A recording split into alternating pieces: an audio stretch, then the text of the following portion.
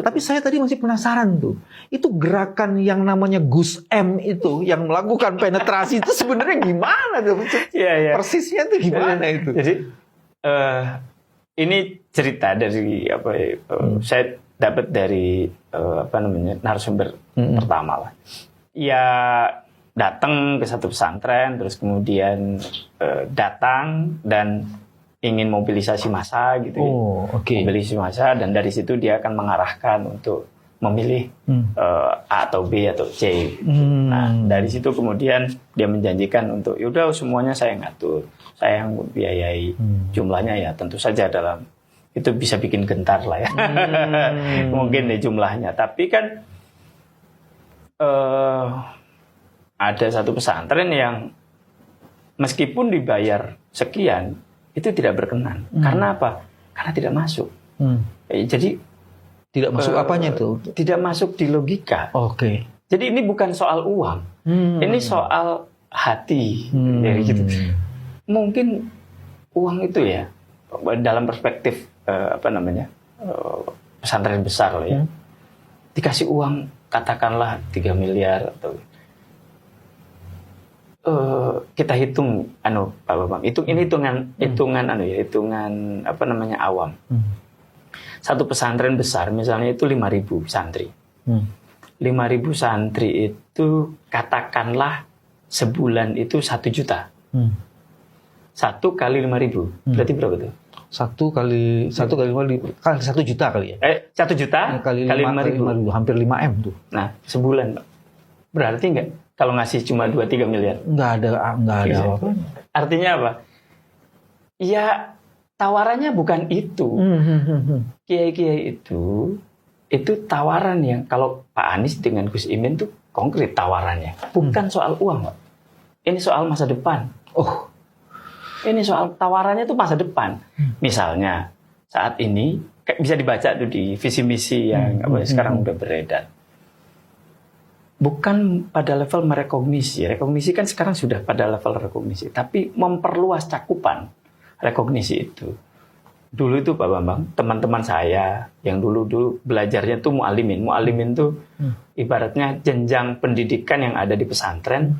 Dan itu berbeda dengan formal. Kan? Mereka kan 24 jam, 7 hari itu mereka belajar kitab aja gitu, Quran aja gitu ya. Mereka tidak belajar IPA, IPS dan sebagainya gitu. Nah, tetapi mereka kalau mau kuliah itu kejar paket C. Gitu. Baik, kejar paket C untuk kuliah ke UIN dan sebagainya gitu.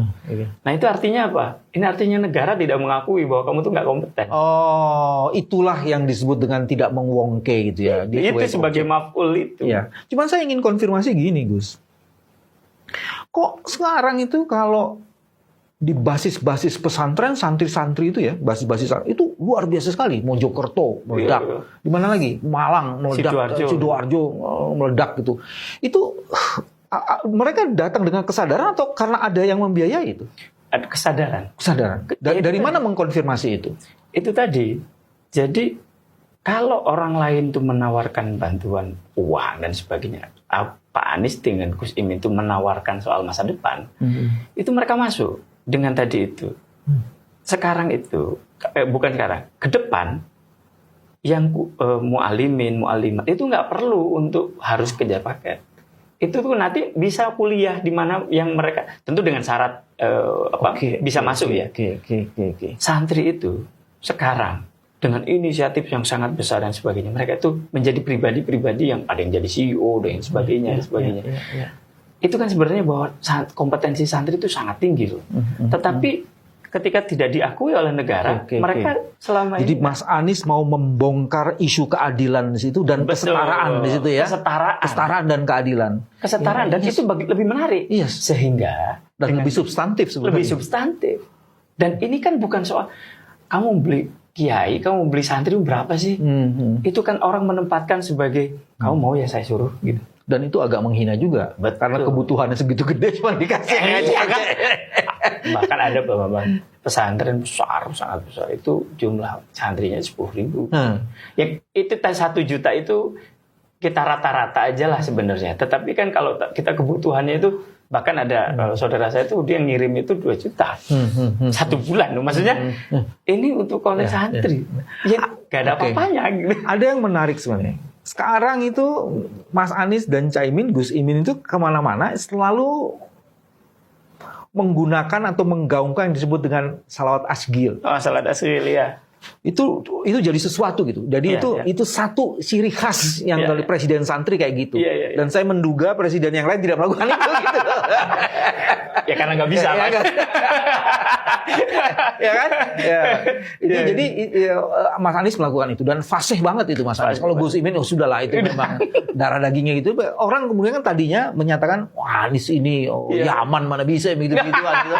Mana itu kalangan radikal garis keras. Iya, Ternyata iya. kemudian beliau menggunakan salawat asgil ini. Iya. Itu gimana dalam perasaan atau Iya. pandangannya Gus Dim? Sepengetahuan saya, beliau itu dapat ijazah. Ijazah itu dari Kiai Khos untuk didawamkan, dipikirkan. Kenapa begitu? Karena kita tahu, Bapak-bapak, sejak awal terus kemudian itu kan Pak Anies itu kan dapat banyak sekali hadangan dan sebagainya. Ada yang mau bantu usahanya ditutup, Yes, ada yang mau bantu dipecat, ada yang sebagainya itulah. Sehingga Pak Anies itu merasa bahwa untuk menenangkan hati, sholawat itu, Pak, orang yang sering sholawat orang itu gak bakalan keras, gak bakalan keras. Itu tradisi itu. Jadi kalau di Mesir, di mana, kalau ada orang mau berantem, shollu ala Nabi, Langsung Nggak dia jadi. hilang. nggak jadi Tapi berantem. sebenarnya kan salawat asgil itu kan ada ininya, ada maknanya sebenarnya. Betul. Bisa nggak diceritain supaya Iya. pemirsa kewarasan ini channel ini